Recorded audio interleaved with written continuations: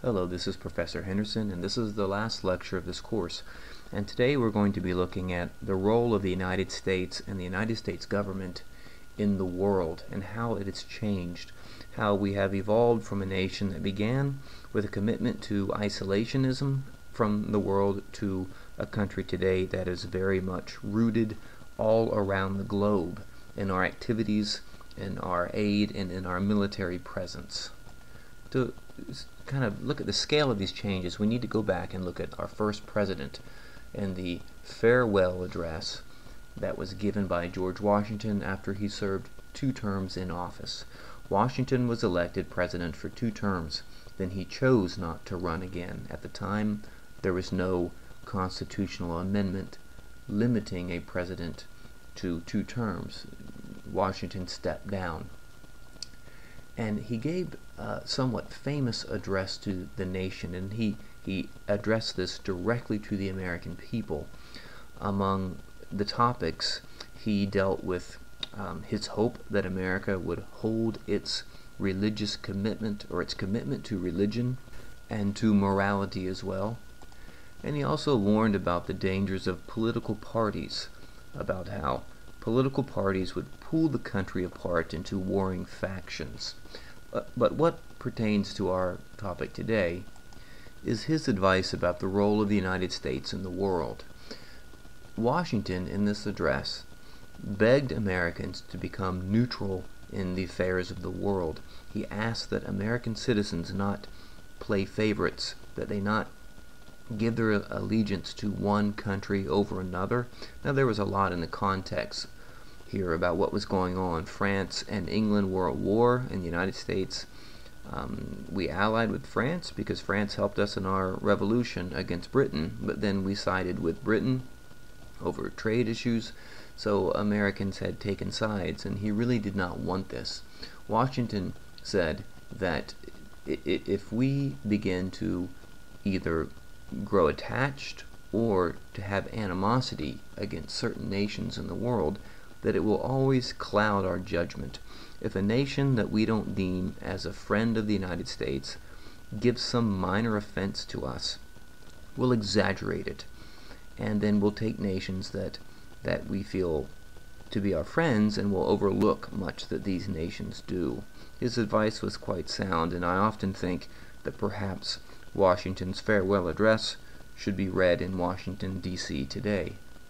So Washington leaves office giving this advice to Americans. Please be neutral. You're a young country, and we need this neutrality to grow. Now, the first instance of us deviating this is really with the 3rd President of the United States, Thomas Jefferson. Jefferson also believed that the United States should become neutral, but he found as president that it was not always an easy thing to do. The instance where Jefferson got involved had to do with North Africa at the time of our country's infancy. Now, during this time in North Africa, in what today are the countries of Morocco, Tunisia, Algeria, and Libya, they were part of the Ottoman Empire, but were given a great deal of autonomy. In other words, these what are called Barbary states could do as they pleased, and they terrorized the Mediterranean Sea. They basically supported themselves as states by capturing merchant ships, by holding the sailors hostages and demanding ransom. And if you didn't want to deal with that type of thing, you could simply give them regular tribute, which is basically payment of money, and they promised to stay away from you. So this is the way business operated in these northern African states. They basically wanted to be bribed to, if you wanted to be left alone by them. And as soon as America declared its independence from Great Britain, we lost the support of the British Navy. They no longer escorted our ships, and about 20% of American trade at the time went into the Mediterranean Sea and was suddenly challenged by what you might call pirates of the Barbary coast. Sure enough, they began to capture American sailors and hold them ransom.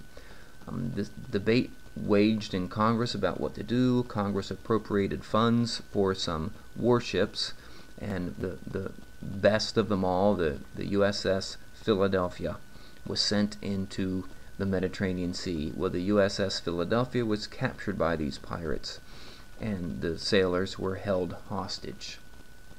Jefferson refused to pay tribute to them, and he said, this is not the way civilized nations do business. We're not going to bribe them. And what happened was a rather daring rescue was planned, where some Americans going through Egypt and going across made their way over to this place. They boarded the USS Philadelphia and they set it on fire and destroyed it, so this warship could not be used against them. Leading this raid was a man by the name of Stephen Decatur, and if you live here in North Georgia, there are towns, there's a town and a county named after Stephen Decatur. He became a hero of the time, and when the United States stood up to these pirates and said, we're not going to pay bribes anymore, the other nations of Europe decided they weren't going to either. The British ambassador said, if the U.S. is going to not do this, we're not going to do it either. So it really led to a precedent where people refused to deal with these nations like that. So this was a major incursion into this part of the world, and it's interesting to note that this is today considered the Middle East, where we still have a powerful presence and interest today. So U.S. involvement in the Middle East is not new at all. It goes back to our third president. Now, I want to mention a very interesting aspect of American presidents and introduce the concept of American exceptionalism. American exceptionalism is an idea about American foreign policy that holds that the United States has a very special role in the world, that we are not like other nations, that we have been set apart for a unique role in the world, and that role is spreading our civilization to other people. Really, American exceptionalism has its roots in the first people who came to this nation in the colonial era. Remember, many of the people who settled in the United States were very strong Calvinists, and the idea of American exceptionalism takes this concept of election, that God chooses individuals to be saved, and creates a secularized form of it, that there is a nation, the United States, that has been chosen, set apart, and has this unique role in the world. And even presidents who were not Calvinist, even presidents who are not Protestant, have held this concept that we have this role in the world. In fact, a historian has read through and analyzed every single inaugural address given by a president. When a president sworn into office on that same day, he makes an inaugural address that basically states his ideas. This historian found that in every single inaugural address ever given in the United States, except one, there is a direct and explicit reference to America's role in the world being very similar, if not identical, to God's role in the world. The only time you do not see this was Jefferson's second term. He was elected twice as president, and when he gave his second inaugural address, he did not mention anything about the United States taking on the role of God in the world. Interestingly, even our only Roman Catholic president, John F. Kennedy, said in his inaugural address, he said, God's work on this world must be our own. In other words, we as a country are doing God's work in the world. George W. Bush in his address said, freedom is not America's gift to the world, but God's gift to mankind. Now you can infer from that when the United States does something to spread democracy or freedom, even if it's war, that we are doing God's role in the world. So this has been, for better or for worse, this has been the American stance to the rest of the world through much of our history. You see it in some presidents more than others. This can be a good or a bad thing. I have been to many places in the world. I've been in Korea, where people in South Korea thanked me for being an American, thanked me for what our country did beginning in the 1950s there, where the U.S. military and our presence there has stopped or prevented any invasion by the North into their country, and it allowed their country to develop into an extremely wealthy place with a high standard of living. Earlier this year I was in Central Asia, in Tajikistan, and I was very pleased to find that in their culture, let me back up, I wasn't pleased to find this, but in their culture, women aren't given a very high status, and there are many girls of broken homes, of single parent or very poverty-stricken families who do not have an opportunity for education. But a school I visited provided schooling for these very girls, and the funding came from the United States Embassy situated in Dushanbe, in their capital, and they were very appreciative for what the United States did there. Now, on the other side, I guess the dark side of this is that the United States is a nation made up of human beings, and we can often operate by the same greed and the same will to power that any other people can have. And when this is justified by saying we're doing this for a religious reason, or we're doing this because we have this special role in the world, then that can backfire as well. You will read about some of these instances in the last two readings of the textbook for this week. But interestingly, even President Obama mentioned this concept in his inaugural address. Obama mentions God 3 times in the text of his address, and he makes this statement. He says, "We remain a young nation, but, in the words of Scripture, the time has come to set aside childish things.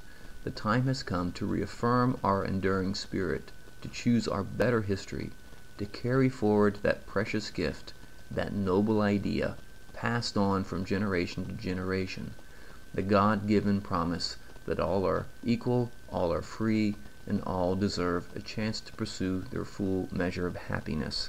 So this is a quotation from Obama's inaugural address. Interestingly, shortly after that, he spoke in Cairo and mentioned God too. In Cairo, Egypt, to a Muslim audience, he said, "Be conscious of God and always speak the truth." But here he was actually quoting the Quran, and God in the Quran, of course, the word is Allah. Now I want to move back to our historical look and look at the president who embodied this idea of American exceptionalism probably the most in the 20th century, and this is President Woodrow Wilson. Woodrow Wilson was a unique president. He was an intellectual, and not that I mean presidents aren't intelligent, but he was an academic man. He had a PhD in history, and Wilson at one time had been the president of Princeton University. And he is very methodical in his thinking and appealed to history quite often in his decisions. Now, you may remember that Woodrow Wilson was President of the United States when World War I broke out in Europe. Most Americans viewed this as a European problem. Most Americans still held to Washington's idea that it's not our business and we should not get involved. Wilson, who hated war, ironically, is the president who talked America into going to this war. At the time, World War I looked like no one would win it. It was a huge stalemate. Casualties were astronomically high. But Wilson believed that the United States should get involved in this war for very specific, unique reasons.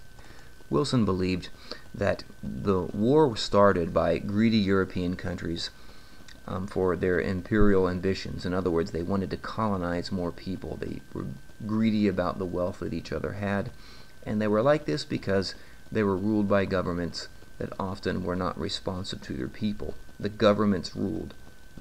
Wealthy, powerful politicians chose to go to war to things that benefited them, and the masses of people suffered in the war and lost their brothers and their sons. Wilson believed that if the nations of the world that were fighting this war were democracies, in other words, if the people actually ruled in their nations, these nations would never go to war again. Politicians want war, people don't, was Wilson's belief. So Wilson thought that the United States should get involved in the war only so, when the war was over, they had the authority to shape the world from all these countries that would be destroyed and weakened by the war.